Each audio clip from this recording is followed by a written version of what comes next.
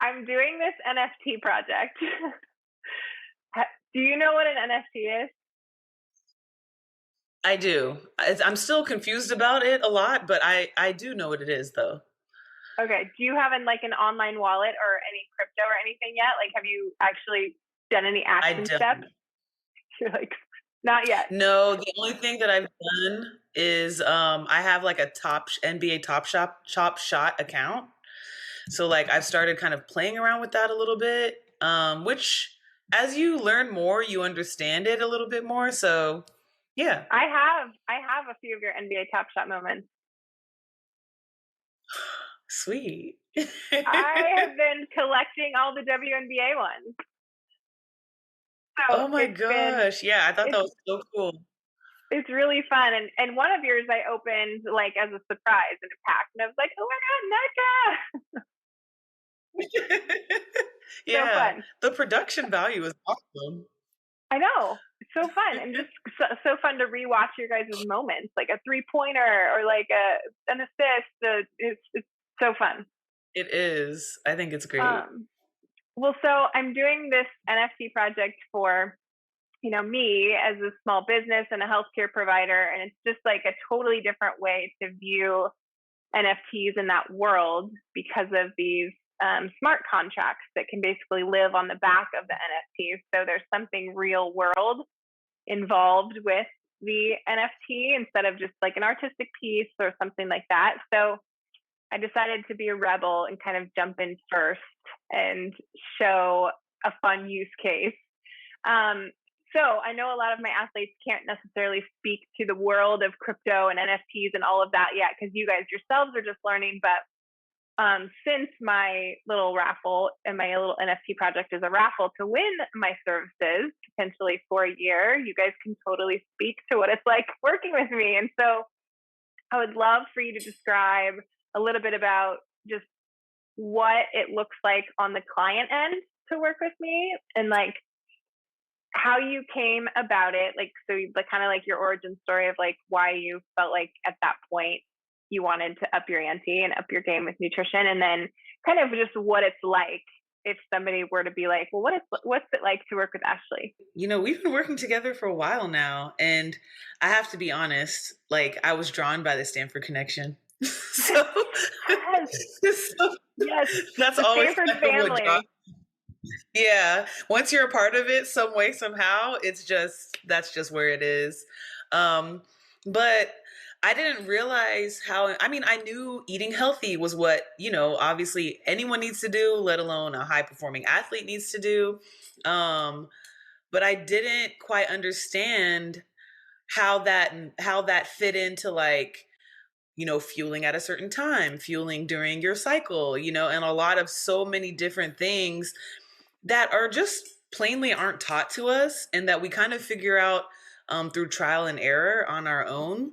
But then, most importantly, investing in my body was something that was, that's always been very critical to me, whether it was time and resources. And I found that having someone like you who is an expert in her field and really brings science to food is something that really helped me because I love to learn and I really love learning about my body and I like understanding not just why it's good, but how is it good, and when is it good? And I that's just kind of how my brain works and how I want to be as an athlete, always want to be a sponge. I've always wanted to be like a student of the game. Um, so it fit into my philosophy and honestly, I want to play as long as I can. So, Yeah, so that was the end goal. yeah. I feel like one of the things I start talking to you guys about initially is longevity, and for a lot of players, it's like, you guys are so young and you're in your 20s, and I'm sitting here talking about like, long term, we need to worry about this, and long term, we're going to set you up for success here so you can live till you're 100. And you're like, oh my God, I'm trying to like just make it through the season. But that's why I'm different, I guess. I think a lot of people are pretty shocked to know that you guys haven't had like personal nutritionists and learned all this stuff your whole careers, your whole college life.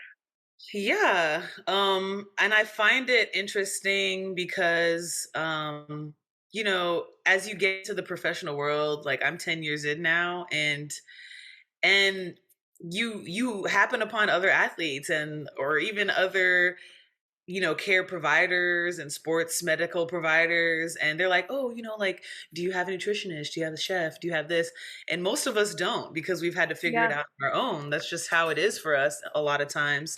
So it's also very helpful to have someone like you who understands not just that we are athletes, but also that we are women athletes, because that really changes the game. Not just physiologically and, mechanically, but, when it comes to perspective and opportunity and how we grind, because Yeah. we grind in a different way that I personally think makes working with women athletes so much deeper than just, working with athletes.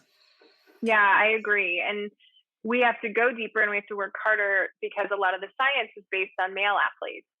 And Hmm. so we have to really, and that's where the genetics comes in, and that's where some of my deeper blood work comes in. Talk to me about that part. Talk to me about like what did you think about, first of all, that whole genetic review is intensive. What describe what it's like to go through that genetics review for somebody who's like, what's nutrigenetics? Well, I was like so excited because when we first started working together, of course, you had me sign all these forms. You're like, okay, let's get started. So I was like, I'm thinking, okay, she's going to ask me, like, what do I eat? What do I like to eat? And she was like, we need to get your blood work. And I was like, what? Like, no one's ever asked me for my blood work when it came to, figuring out what I needed to eat. So when that happened, and then the information that, and I can't tell you how many times I go back and look. The Yeah. information is just so golden. I mean, it's more than just like, your body requires this, or you'll do better if you do this. It's about how I exercise, and obviously nutrigenetics, it even had to do with like my leadership style. And I'm like, what?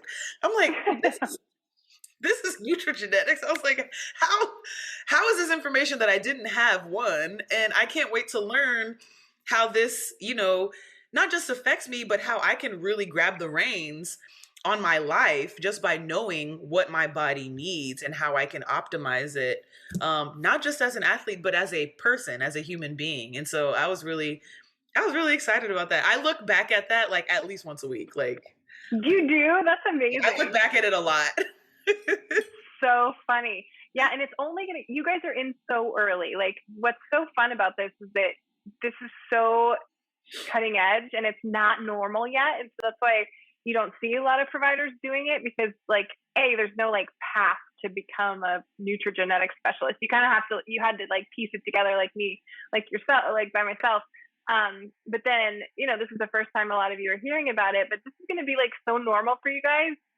You're such advocates for like science right now too, because you're like, oh yeah, like a lot of people have never even heard of the word nutrigenetics. When that was announced on ESPN during like the finals, WNBA finals, like last year or the year before, I was like, oh my God, they just said nutrigenetics on air. Like Sports Center or something. I totally geeked out. So I think it's so fun for you guys because you're in so early. Yeah, and it's so crazy because like we're in early, but I remember when when I first started working with you, I was like, whoa, like this is, I didn't even know this was around. I didn't know this would existed. And so I felt like I was behind almost. But I'm just really glad that I had the opportunity to be introduced to it and to really just understand how it's just helpful for everyone. I remember I was telling my family about my results, and they're like, what? Like, wow, like, usually you just go to the doctor and they prick you and you're allergic to that. Um and I thought Yep. that was as deep as it could get. So for me to get even deeper was amazing. Yeah, and then comes the blood work too. So I make you do genetics, which is the cheek swab, right? And then I make you do blood work. So what's the blood work part been like? Because that's one we keep doing over and over again. Genetics, we kind of check that box, do once, we Right. know how you work, and then the blood work's ongoing. So what do you think about the blood work part? I really like the blood work part, and I mean, one, I thought it was incredibly convenient that you just had to know where I was, and like you would help me go to either a clinic or they would come to me. I mean, as an Yeah. athlete, that is so if I can have everything done where I am physically at, like that's just it's just so much easier. And I'm sure it can be easier for anyone else who has like obviously a life and has things to do. But what I really love about the blood work is that we, it's frequent, we do it often, and that's really where we get our answers about, small changes that we make, or if I'm experiencing a life adjustment or an environmental change or something that's just altering my results.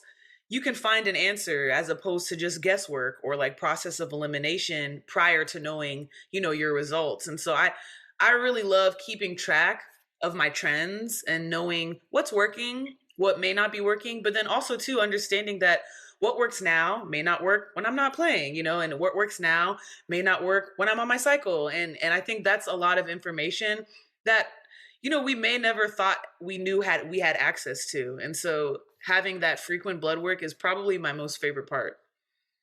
Is it safe to say that before with blood work, you would kind of get your blood drawn? Definitely not as many tubes as I make you draw, but you get your blood drawn and then you get like an email or something that says like looks good or something back like that, or maybe if something was off, they would. But like we spend a while going over all the results, and like, I mean, my blood work reports are 42 pages long. I don't mind it. Like it's answers, for me. I would rather know than not know. Like you're right. Usually when you do get blood work, it's like, top like maybe like two or three, not even vials of blood. And there's just an asterisk if something is a little off. Otherwise it's like everything's great. And one thing I think is important too about, when we go through the results is you explain to me, why things are, why this is up, why this is down, what this marker is for. And I also like that you don't just talk about the problem areas. I think it's important for us to know, all right, you're doing really well with this. Like this is great. Yeah. Um, because it's good to know what's happening and what's doing well, and then of course you have areas of concern and you have to kind of, okay, let's tweak this, let's supplement this, but nothing, it shouldn't be scary. I think that the stigma is certainly broken when it comes to like blood work and results working with you. And so now when I do it anywhere else, I'm just kind of like, go ahead, like whatever you guys need. And if they don't give me answers, I just forward it to you. Yeah.